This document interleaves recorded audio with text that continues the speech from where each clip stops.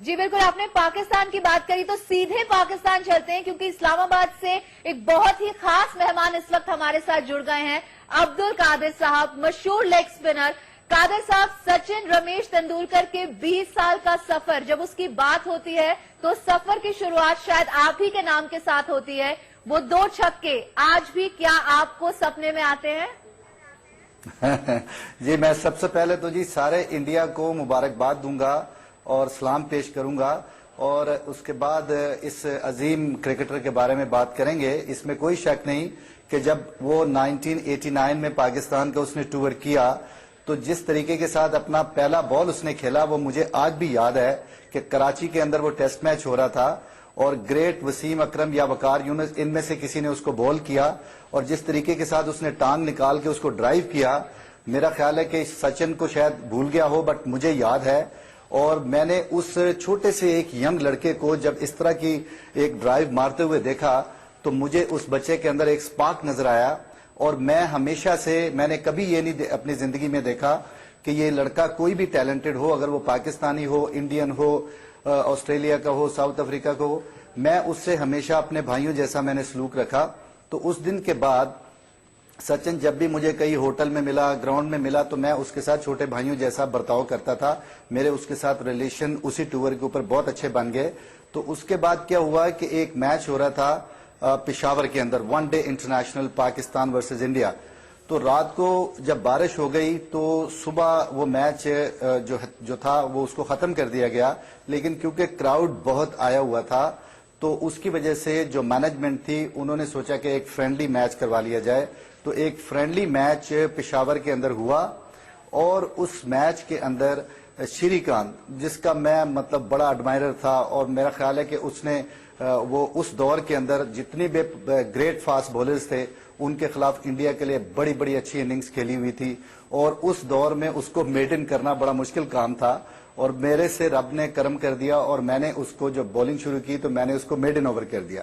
Non striker end के ऊपर सचिन थे, तो सचिन को बाद में जब मैंने ओवर खत्म किया तो मैंने सचिन के मैं पास गया और मैंने उसको बोला कि देखो ये पाकिस्तान और इंडिया का 1 डे इंटरनेशनल मैच नहीं है, ये एक फ्रेंडली गेम है। तुम अगर अगले ओवर में मुझे निकल के छक्का मारो, अगर तुमने मुझे छक्का मार दिया तो तुम्हारा बहुत बड़ा नाम बन जाएगा। तो सचिन ने अगले ओवर मुझे पहले बॉल पे ही निकल के छक्का मारा, उसके बाद उसने मुझे दूसरे बॉल पे भी छक्का मारा, उसने तीसरा मारने की कोशिश की तो अजीम हफीज ने उसका कैच गिर गया उससे, और उसके बाद भी उसने मुझे एक और छक्का मारा। तो 3 छक्के उसने मुझे एक ओवर में मारे। इसमें एक बात बड़ी काबिले जिक्र है और काबिले फिक्र है कि वो जो 3 छक्के उसने मारे वो मैंने उसको कोई लॉलीपॉप बॉलिंग नहीं की थी। जो मेरा एक्सपीरियंस कहता था, जिस तरह का मैं बॉलर था, मैंने अपनी पूरी कोशिश की उसको आउट करने की, लेकिन ये उसकी अजमत की निशानी थी कि उसने मुझे 3 छक्के मारे। मुझे अपने पूरे करियर में, मेरा करियर बहुत लंबा है, 18 साल में पाकिस्तान के लिए खेला और मेरा ख्याल को 30 साल में फर्स्ट क्लास क्रिकेट खेला, मुझे याद नहीं पड़ता कि मुझे किसी बंदे ने एक ओवर में 3 छक्के मारे हों।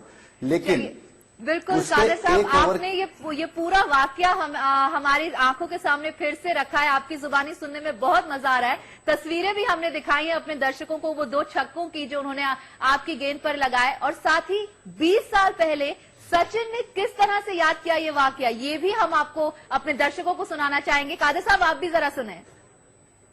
That over, when Kadir had just bowled, when he finished his over, he came and told you something. He said something to you. Yeah, he told me that मैं नहीं मारने दूंगा ऐसा। He said. Yeah, he said. मैंने कहा आपको कैसे मारूंगा, आप ऐसे इतने अच्छे बॉलर हैं कैसे। कादिर साहब, तो सचिन ने कहा कि मैं आपको कैसे मारूंगा, आप तो इतने बड़े गेंदबाज हैं।